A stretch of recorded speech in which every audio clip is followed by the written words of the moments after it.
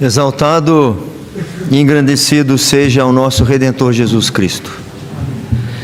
Carta do apóstolo Paulo aos Filipenses, capítulo 10. Esse texto, como de costume, este não está transcrito em nosso boletim, nem projetado aqui na tela. Esse texto precisamos abrir mesmo nas Escrituras.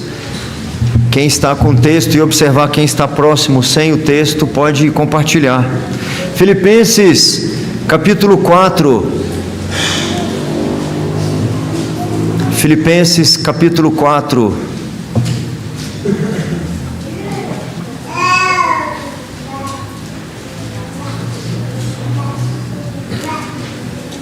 Versículo 10 até o 13.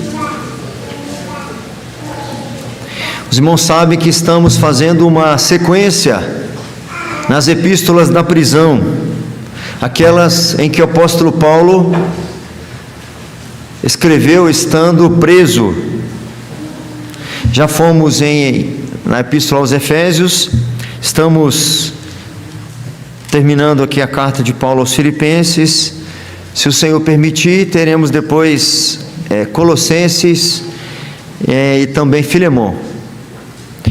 Filipenses 4, de 10 a 13, assim diz o texto, meus irmãos, acompanhem, por favor. Alegrei-me sobremaneira no Senhor, porque agora, uma vez mais, renovastes a meu favor o vosso cuidado, o qual também já tinhais antes, mas vos faltava a oportunidade. Digo isto não por causa da pobreza, porque aprendi a viver contente em toda e qualquer situação. O 12. Tanto sei estar humilhado, como também sei amar, de tudo e em todas as circunstâncias, já tenho experiência, tanto de fartura como de fome, assim de abundância como de escassez. E o 13. Tudo posso naquele que me fortalece. Oremos mais uma vez, meus irmãos. Senhor, eterno, majestoso, Rei dos reis e Senhor dos senhores, santo é o teu nome, ó Pai.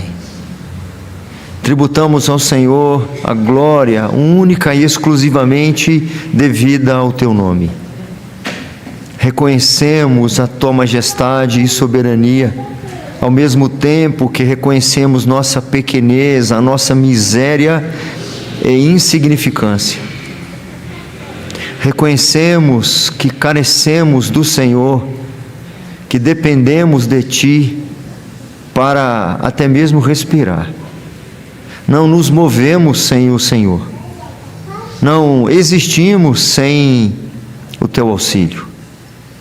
Nossa alma se compraz, se deleita na tua presença, não obstante encontrar em nossos corpos outros desejos e outras fontes de delícias.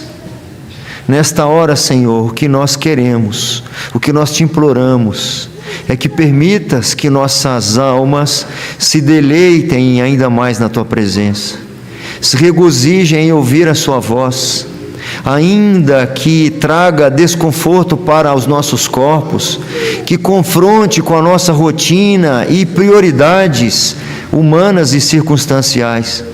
Nossa alma tem fome de ti, Senhor. Nossa alma tem sede de ti. Dê-nos a porção que carecemos, ó Deus, para que possamos permanecer firmes até aquele dia em que o nosso Redentor virá nos buscar. Esta é a oração que fazemos no nome precioso de Jesus Cristo. Amém. Eu já demonstrei uma possível incompatibilidade com as expressões apresentadas aqui na carta, com o sentimento aqui expresso, em relação à realidade em que o autor desta carta está vivendo e, sobretudo, e também os destinatários da carta.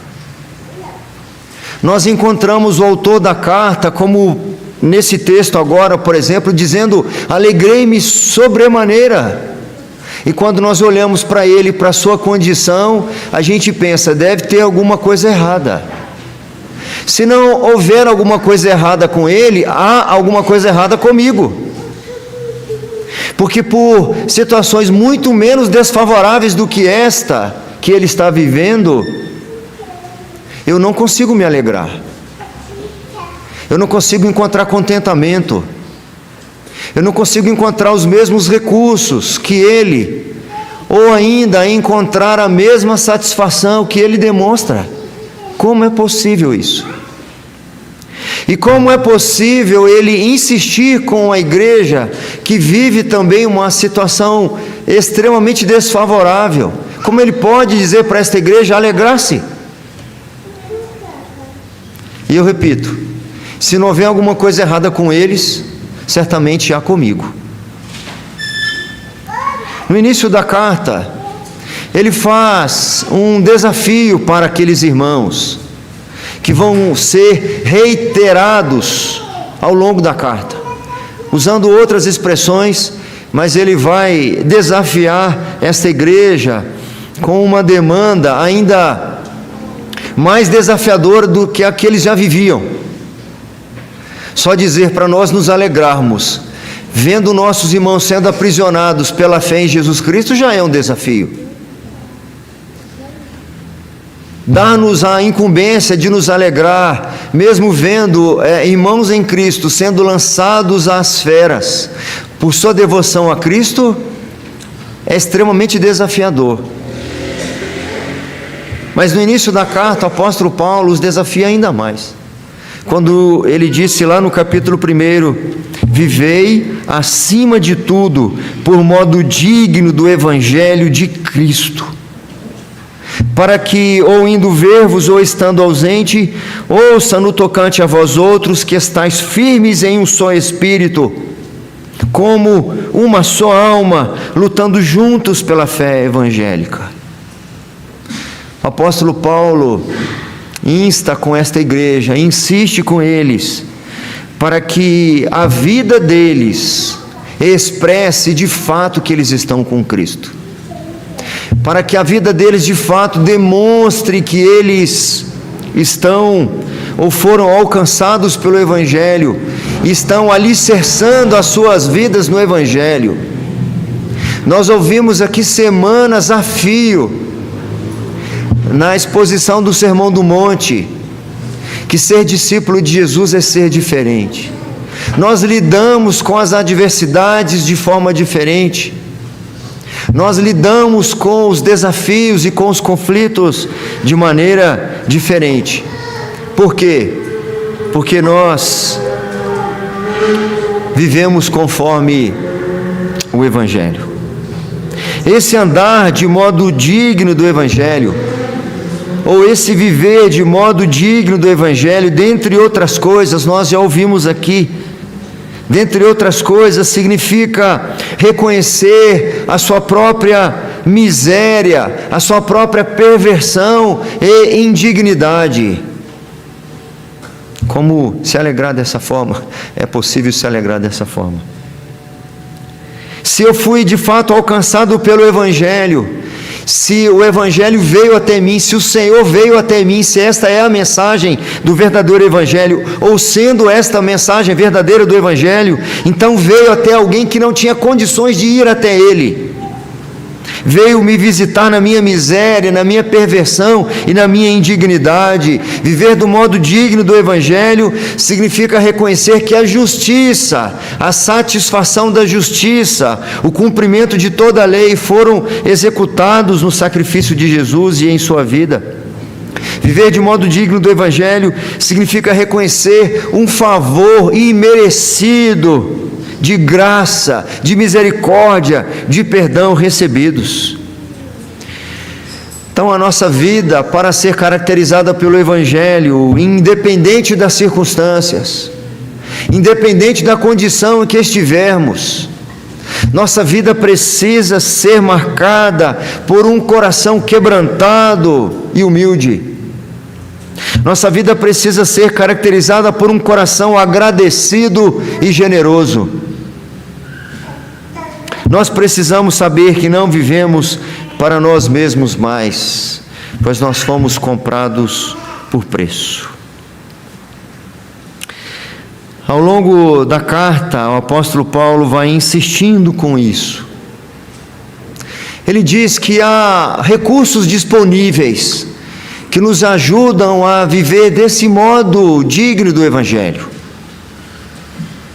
Ele apresenta aqui o modelo de Cristo para nós. Ele apresenta o seu próprio modelo, seu próprio exemplo, e de tantos outros que seguem o modelo de Cristo como referência para nós. Ele apresenta aqui recursos que são fontes, que são canais de bênçãos de Deus na nossa vida, que nos ajudam a viver, ainda que seja desafiador viver de modo digno do Evangelho.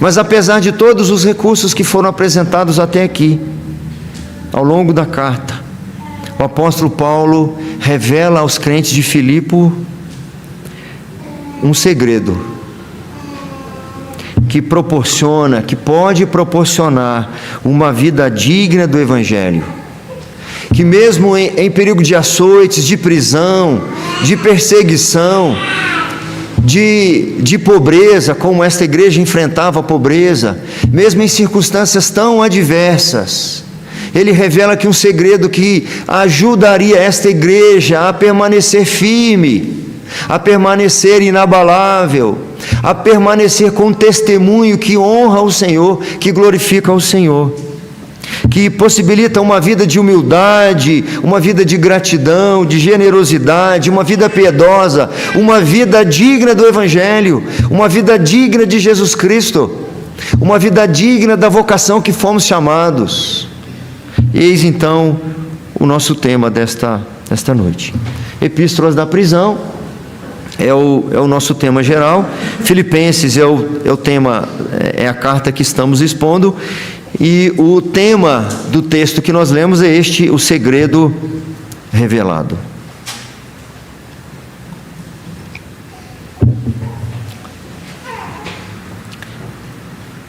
Para esclarecer sobre este segredo, em primeiro lugar, o apóstolo Paulo diz que esses recursos que nós recebemos, ou o recurso que ele vai revelar, não é pelo cuidado recebido.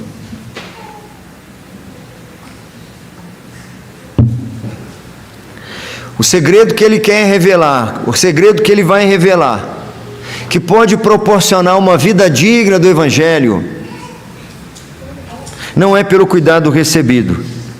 No versículo 10, ele diz assim: alegrei-me sobremaneira no Senhor, porque agora, uma vez mais, renovastes a meu favor o vosso cuidado. Agora, uma vez mais, renovastes a meu favor o vosso cuidado. O apóstolo Paulo está demonstrando sua gratidão, seu reconhecimento das bênçãos advindas, das ofertas que esta igreja envia para ele. Nós sabemos que esta igreja se associou com o apóstolo Paulo na tarefa missionária, e esta igreja não uma, mas várias vezes enviaram donativos, ofertas, para que o apóstolo Paulo pudesse então dedicar-se inteiramente à pregação do Evangelho. E não só recursos financeiros, como enviaram Epafrodito para que pudesse servi-lo enquanto ele estava preso. O senhor precisa de água? Vou buscar. O senhor precisa de redigir uma carta? Pode ditar para mim. O senhor precisa que eu envie uma mensagem para alguém? Ele estava ali para servir-lhe. Isso é bênção, ser cuidado, receber cuidados, é privilégio, é abençoador, é aconchegante, é motivador.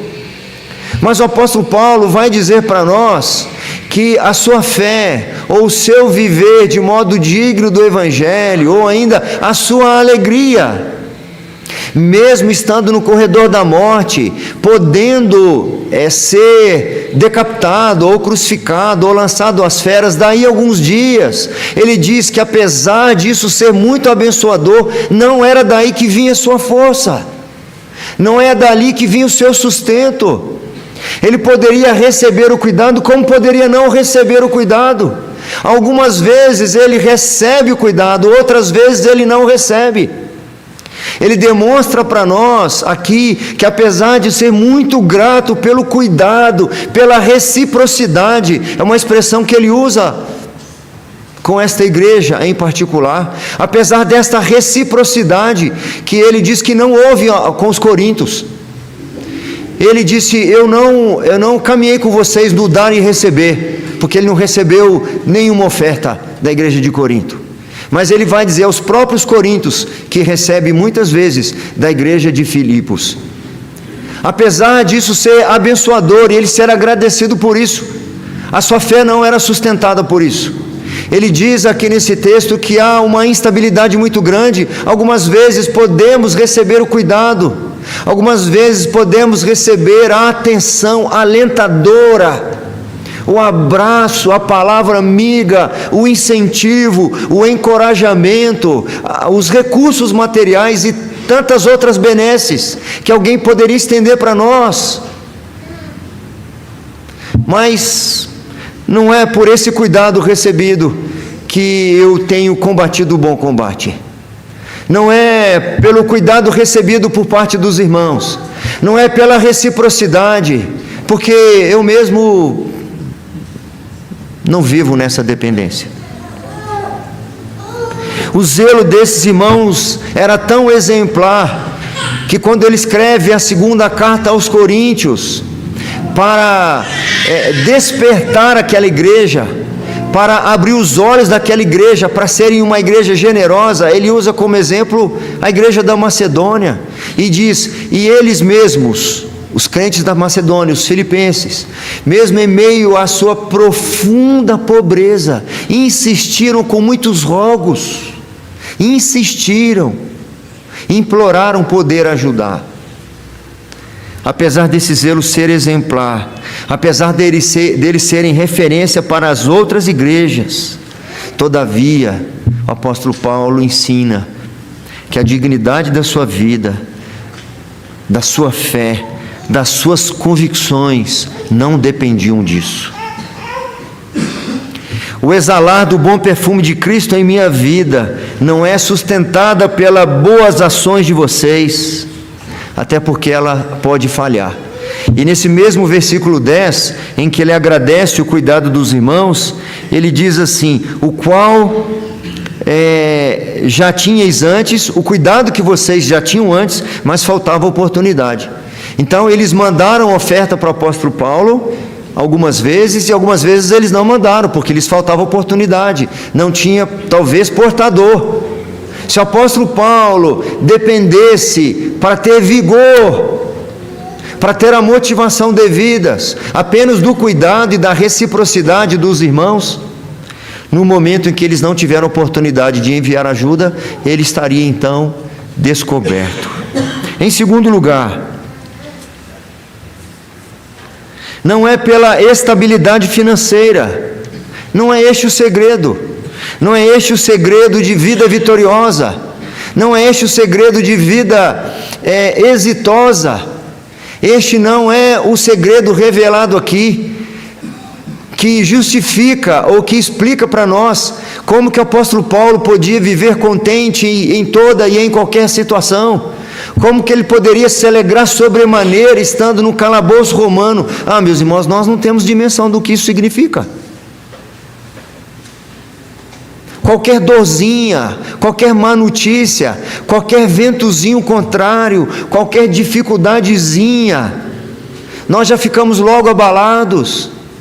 Nós não sabemos enfrentar aqueles chamados ladrões de alegria, que roubam a nossa alegria, que roubam a nossa paz, que roubam a nossa estabilidade no Senhor. E nós achamos que talvez uma estabilidade financeira poderia me dar esta estabilidade, se eu ganhasse um pouco mais, se eu tivesse melhores condições financeiras. A gente fica sempre pensando que a solução do nosso problema poderia ser um pouquinho mais de recursos financeiros, ou uma mínima estabilidade financeira, que às vezes não existe por má administração. Nem sempre, é claro. Ele vai dizer no versículo 11: eu digo isto, ou seja, eu me alegro sobremaneira, mas não é por causa da pobreza, porque aprendi a viver contente em toda e em qualquer situação. Vamos reler o verso 11, se você tem o texto aberto, por favor. Digo isto, não por causa da pobreza, porque aprendi a viver contente em toda e qualquer situação. Digo isto o quê? O que ele disse? Alegrei-me sobremaneira do Senhor. Mas eu não estou dizendo que eu me alegrei sobremaneira do Senhor pelo cuidado de vocês. Não é. O cuidado de vocês é importante, mas não é por causa disso que eu me alegrei. Porque eu me alegrei no Senhor. Não é por causa disso que eu sou agradecido a vocês. Não é por causa disto, por causa da riqueza ou por causa da estabilidade financeira, que eu demonstro algum perfume de Cristo, ou porque eu exalo algum perfume de Cristo, ou porque eu disse antes que vocês têm de ser meus imitadores, assim como eu sou de Cristo. Eu não imito Cristo porque eu tenho uma condição financeira favorável. Nosso vínculo com o Evangelho de Cristo não pode depender da boa estabilidade financeira, não pode depender dos recursos materiais. Nosso coração não pode estar alicerçado nas riquezas. Muitos conflitos, muitos tropeços, muitos problemas que temos enfrentado no casamento, no trabalho, na nossa vida rotineira, pode parecer para nós que seria solucionado se tivéssemos uma condição melhor. E dá a impressão de que aqueles que têm uma condição melhor não vivem os mesmos problemas que nós.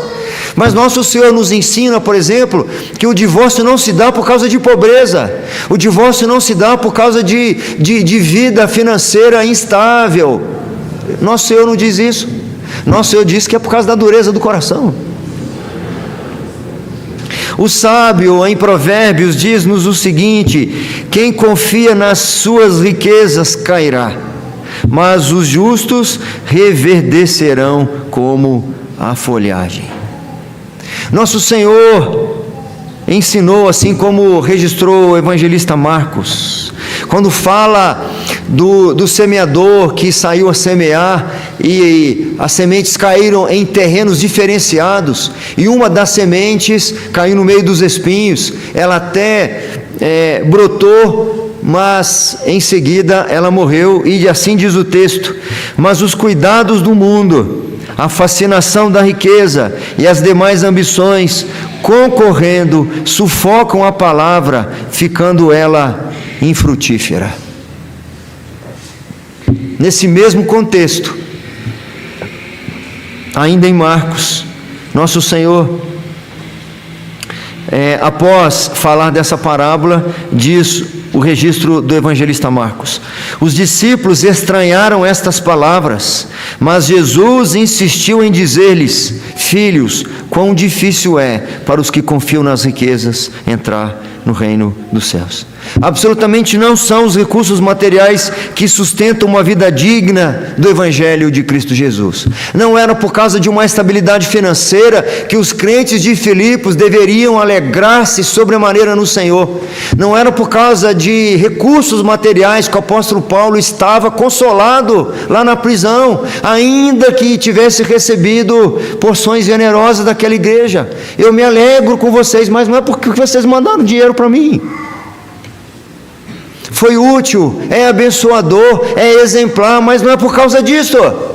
Preciso deixar isso bem claro. Posso estar nas situações do que se refere à condição financeira as mais instáveis possíveis, ou nas mais oscilantes possíveis. Posso experimentar momentos de grande bonança e de grande miséria. Essas coisas não interferirão no bom perfume que precisa ser exalado em mim. Em terceiro lugar, não é pela deferência. Eu não encontrei uma palavra melhor do que esta. No início do versículo 12, e depois em outros trechos, ele vai dar esta mesma ideia para nós. No final do versículo 11, ele diz assim: porque aprendi a viver contente em toda e em qualquer situação. E o 12, ele vai dizer: tanto sei estar humilhado, como também ser honrado. Não é a mesma coisa da questão que ele menciona anteriormente. A oscilação é a mesma, mas não é a mesma oscilação. Ele falou de uma oscilação entre riqueza e pobreza. Agora ele vai apresentar um outro aspecto, que é o da honra ou da deferência. O dicionário diz para nós que deferência significa atitude de respeito e consideração. Então, independente dos donativos, esta igreja demonstrou muitas vezes uma deferência com o apóstolo Paulo, um respeito diferenciado. Mas não é isso também que sustenta a sua fé, porque ao mesmo tempo que ele recebe algumas vezes honra em alguns lugares, ele recebe desonra em outros. E às vezes no mesmo lugar que ele recebe alguma honra, no mesmo lugar outras pessoas lhe tratam com desonra. Ele diz que também é importante ser honrado, é exemplar ter essa atitude de honradez, de deferência com aqueles que pregam a palavra. Ele vai dizer isso para nós em muitos outros lugares, sobre essa deferência que precisa ser dada, quando ensina, por exemplo, que os que ministram na casa do Senhor precisam ser sustentados, porque não se amordaça a boca do boi enquanto ele moe o trigo, que digno do seu salário é o trabalhador. Ele fala que são merecedores de dobrados honorários, de receberem honra. É salutar, é importante, mas ele diz: eu digo isto, que eu me alegro sobremaneira, não é porque eu recebo honra de vocês, não é porque vocês me tratam com deferência, vocês devem fazê-lo, mas independente se fizerem ou não fizerem, a instabilidade da honra e da desonra não deve interferir na estabilidade da minha fé, da minha relação com Cristo e de exalar, estou repetindo isso várias vezes, o bom perfume de Cristo. Tanto sei estar humilhado, como também ser honrado, de tudo e em todas as circunstâncias já tenho experiência. Assim como as situações apresentadas anteriormente, o cuidado recebido, a estabilidade financeira, ser tratado com deferência também é importante, é desejável, não é nenhum pecado. Todavia, amados irmãos, da mesma forma que essas situações apresentadas anteriormente, ser tratado com honra não deve ter nada a ver com o nosso testemunho, não deve interferir na nossa fidelidade ante o que recebemos do Senhor. Fomos alcançados enquanto estávamos mortos nos nossos delitos e pecados, nos quais nós andávamos outrora, segundo o curso deste mundo, segundo o príncipe da potestade do ar, do Espírito, que agora atua nos filhos da desobediência, e éramos todos por natureza filhos da ira, como também os demais, mas Deus, sendo rico em misericórdia, e por causa do grande amor com que nos amou, pela graça somos salvos, nos deu vida juntamente com Cristo, e já nos ressuscitou, e já nos fez assentar nos lugares celestiais com Cristo Jesus. Se eu reconheço que fui alcançado pelo Evangelho da graça de Jesus Cristo, um pecador miserável, feito de barro, que ofende o Criador, que se indigna com o Criador, que peca contra o pecador, sou graciosamente tratado, misericordiosamente tratado, não posso depender de mais nada para encontrar sustentação para a minha vida. O Evangelho do qual devemos viver de modo digno não pode depender de como as pessoas nos tratam, nem mesmo os irmãos em Cristo. O apóstolo Paulo fala aqui com muito crédito, pois ele experimentou e ainda experimentava muitos tratamentos desonrosos. A última vez que eu li esse texto aqui, eu fiquei muito emocionado, porque é um texto que toca muito o meu coração, mas hoje eu estou mais sustância. Ele na segunda carta a Timóteo, caminhando para o fim da sua vida, ele afirma lá no capítulo 4, que o tempo da sua partida era chegado. E aí ele desenrola algumas situações que aconteceram em sua vida, na relação com os irmãos, na relação com as igrejas, na relação com as pessoas que ele levou vida para elas, que ele levou para elas a boa nova da salvação, e que muitas vezes a resposta da igreja em relação a ele não era compatível com o que eles receberam. Ele diz assim para Timóteo: procura ter comigo depressa, porque Demas, tendo amado o presente século, me abandonou e se foi para Tessalônica. Crescente foi para a Galácia, Tito para a Dalmácia, somente Lucas está comigo. Toma contigo Marcos e traze-o, pois me é útil para o ministério. Quanto a Tíquico, mandei-o até Éfeso.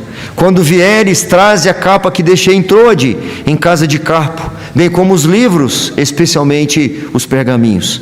Alexandre, o latoeiro, causou-me muitos males. O Senhor lhe dará paga segundo as suas obras.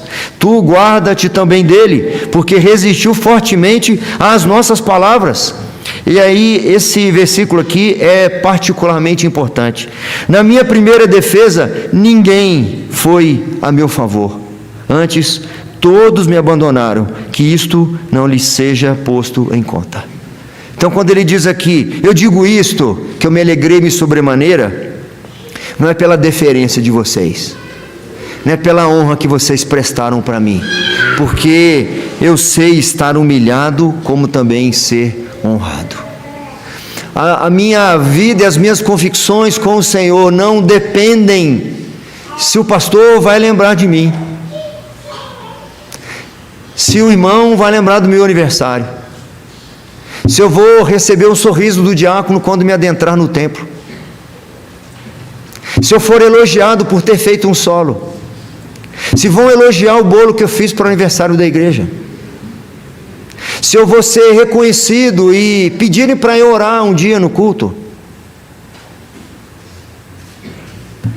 Ele vai revelar para nós no ponto 4, qual que é o segredo.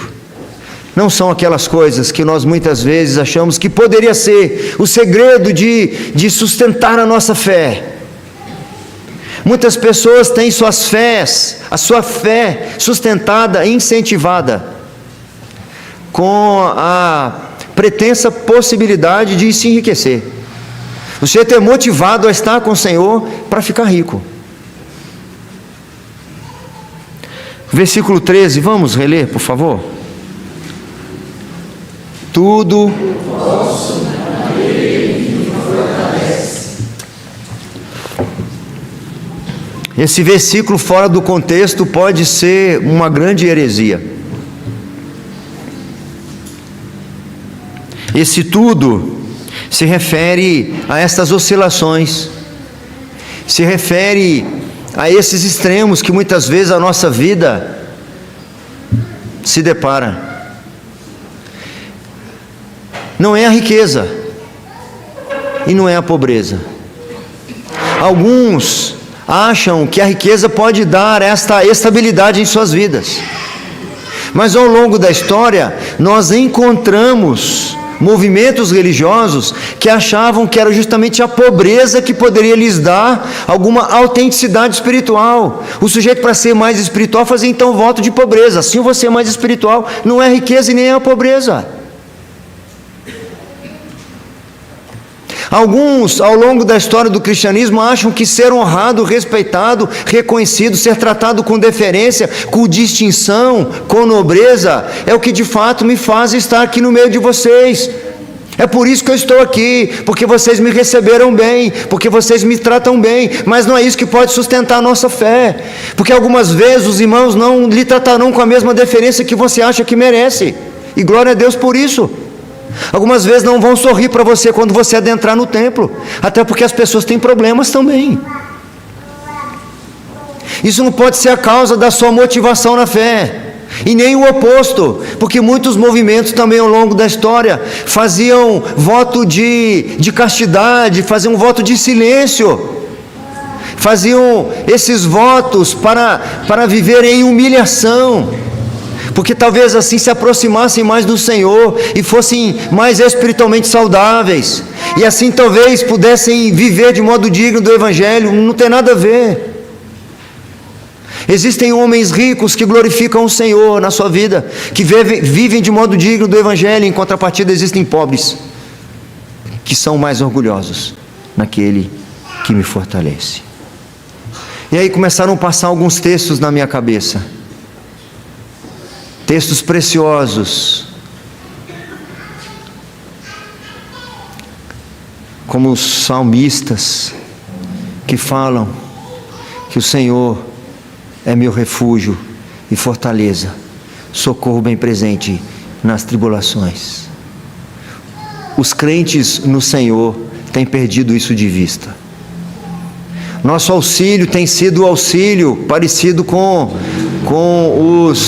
os crentes, né? O povo de Deus nos dias do profeta Isaías, que quando eram acometidos de alguma má notícia, alguma ameaça, procuravam auxílio nas nações.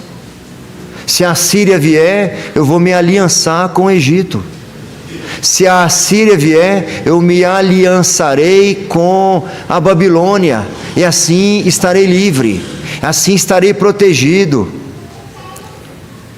As Escrituras, de ponta a ponta, revelam um Deus que é de fato a nossa cidadela, é o nosso socorro bem presente na tribulação, é aquele que não dormita e nem guarda, é chamado o guarda de Israel. O salmista afirma que de dia não nos molestará o sol, nem de noite a lua. Ele guarda a nossa entrada e a nossa saída desde agora e para sempre. É o Todo-Poderoso, o Santo de Israel, o único digno e merecedor de nossa total confiança, em quem nós devemos depositar toda a nossa confiança, toda a nossa esperança. É o que deveria nos aborrecer se em algum momento nossas convicções não estivessem ou não estiverem centradas nisso. Mas normalmente nós nos abalamos quando as outras coisas nos escapam, quando as outras coisas falham, aí nós ficamos abalados. Quando não recebemos o tratamento adequado, quando não temos os recursos necessários e etc, nós ficamos abalados, quando nós deveríamos ficar abalados, assim como o salmista disse, que se o Senhor olhasse para outro lado um instante, ele ficaria logo abalado. De certa forma, o apóstolo Paulo aqui está reiterando tudo que ele está dizendo antes. Eu falei para vocês me imitarem. Eu falei para vocês aí no capítulo 3, verso 17, irmãos, sede imitadores meus. São recursos preciosos que ele apresenta aqui. E observai também os que andam segundo o modelo que tendes em nós. Isso é um recurso precioso, mas algumas vezes esses modelos podem faltar. Algumas vezes aqueles que nos são modelos de referência podem errar, podem cometer falhas. E aí nós ficaremos abalados. Se o nosso pastor cair, se o nosso presbítero de alguma forma cometer uma falha, se os nossos irmãos amados que esperamos tanto de alguma forma falharem conosco, não. O apóstolo Paulo, quando está caminhando para o fim da sua carta aos Efésios, ele dá esse mesmo conselho. Sede, ele começa dizendo assim, porquanto, meus amados irmãos, sede firmes. Isso é Coríntios. Esqueci o comecinho. Ele vai dizer, portanto, acho que é portanto mesmo. Efésios 6, lá no verso 10, eu acho. O povo, ó, todo mundo procurando a substância. Como é que diz aí, João Marcelo? Quanto ao mais. Quanto ao mais. Ele diz, amados irmãos, ou não? Quanto ao mais, sede fortalecidos no Senhor e na força do seu poder. Vamos abrir esse texto, meus irmãos, e nós vamos encerrar. Esse é o segredo. Na realidade, não era segredo para nós. Não deveria ser segredo para nós. Mas essa verdade muitas vezes não é aplicada. Essa verdade é esquecida no nosso dia a dia. O que nos abala são as circunstâncias. O que nos abala são as circunstâncias desfavoráveis, que não deveriam nos abalar, porque não são nessas coisas que depositamos nossa esperança, não são nessas coisas que depositamos nossa fé. Nós não dependemos dela para demonstrar que somos de Cristo e estamos com Cristo. Efésios 6, é só voltar a página aí um pouquinho, capítulo 6, versículo 10, e encerraremos aqui. Vamos juntos? Quanto ao mais, sede fortalecidos no Senhor e na força do seu poder. O 11 e o 12. Revestidos de toda a armadura de Deus, para poderes ficar firmes contra as ciladas do diabo, porque a nossa luta não é contra o sangue e a carne, e sim contra os principados e potestades, contra os dominadores deste mundo tenebroso, contra as forças espirituais do mal, nas regiões celestes. Volta ao ponto 1 para mim, por favor. Quando não recebermos cuidado necessário, sede fortalecido no Senhor e na força do seu poder. Seu adversário não é aquele que não lhe deu o cuidado necessário. O seu problema não é aquele que não cuidou de você como você achava que merecia, ou até mesmo precisava. Quando você passar por instabilidades financeiras, e no país em que nós vivemos, isso é muito comum. Vivemos épocas até quem tinha uma boa poupança, lhe foi confiscado tudo. Então até mesmo quem foi muito providente passou aperto de um dia para o outro. Quando você enfrentar alguma instabilidade financeira, você reconhece que fortalece a sua fé é o Senhor. Sede fortalecido no Senhor e na força do seu poder. A solução do seu problema não é a estabilidade financeira, ainda que ela seja desejável, assim como o cuidado, ainda que ela deva ser perseguida, planejada, ainda que deve se levar com muita seriedade essa questão, não é a solução. Quando não recebermos a deferência, a honra devida à nossa pessoa, ao nosso título, à nossa posição ou à nossa irmandade, não são esses que falham em nos tratar com deferência que são os nossos adversários. Não são eles. Eles não são o meu problema. Os meus reais problemas não podem ser enfrentados com isso. Os nossos reais problemas, esses dias maus, são essas ciladas do diabo, porque a nossa luta não é contra o sangue nem contra a carne, e sim contra os principados e as potestades, contra as forças espirituais do mal nas regiões celestes. Que nós reconheçamos que tudo é por meio de Cristo. Ó profundidade da riqueza, texto que nós recitamos hoje pela manhã. Ó profundidade da riqueza, tanto da sabedoria como do conhecimento de Deus. Quão insondáveis são os seus juízos e quão inescrutáveis os seus caminhos. Quem, pois, conheceu a mente do nosso Senhor? Quem primeiro lhe deu a ele para que lhe venha a ser restituído? Porque dele, por meio dele e para ele são todas as coisas. A ele, pois, a glória eternamente. Amém.